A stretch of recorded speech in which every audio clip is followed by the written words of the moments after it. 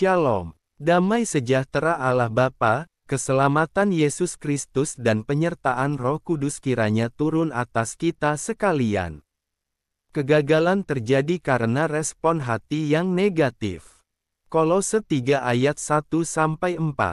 Pikirkanlah perkara yang di atas, bukan yang di bumi. Kolose 3 ayat 2. Bangsa Israel selalu menyikapi setiap kejadian atau peristiwa yang dialami dengan respons yang negatif, sehingga yang keluar dari mulutnya pun hanya hal-hal yang negatif. Tak ada ucapan syukur. Menghadapi masalah atau kesukaran sedikit saja iman mereka langsung terjun bebas dan putus asa. Bukan hanya itu, mereka terus saja mengingat-ingat dan membanding-bandingkan kehidupan saat di Mesir, yang dianggapnya lebih enak, daripada harus menggembala di padang gurun. Bersungut-sungutlah semua orang Israel kepada Musa dan Harun, dan segenap umat itu berkata kepada mereka, sekiranya kami mati di tanah Mesir, atau di padang gurun ini. Mengapakah Tuhan membawa kami ke negeri ini, supaya kami tewas oleh pedang, dan istri serta anak-anak kami menjadi tawanan? Bukankah lebih baik kami pulang ke Mesir?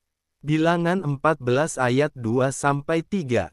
Dari apa yang mereka ucapkan jelas sekali menunjukkan ketidakpercayaan mereka kepada Tuhan.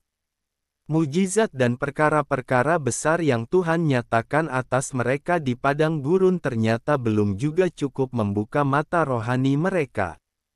Respons hati yang negatif menghalangi mereka sendiri untuk mengalami penggenapan janji Tuhan. Bukankah sikap hati yang dimiliki bangsa Israel ini tidak jauh berbeda dengan sikap kebanyakan orang Kristen?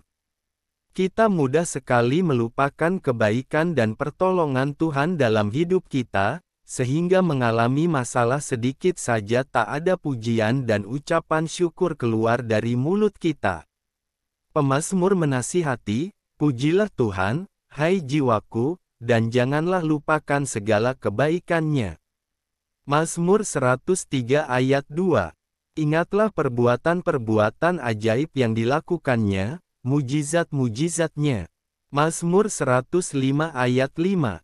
Seburuk apapun keadaannya, sesulit apapun perjalanan yang kita tempuh, bila kita memiliki respons hati yang benar kita akan mampu bertahan, sebab kita percaya bahwa Tuhan turut bekerja dalam segala perkara. Roma 8 ayat 28.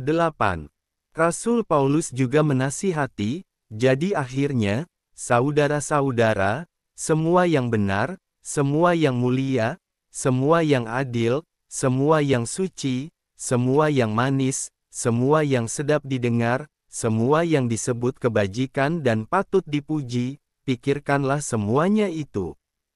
Filipi 4 ayat 8. Masalah seharusnya membuat kita makin mengaktifkan iman dan hidup mengandalkan Tuhan, bukan malah bersungut-sungut dan menyalahkan Tuhan. Tuhan Yesus memberkati.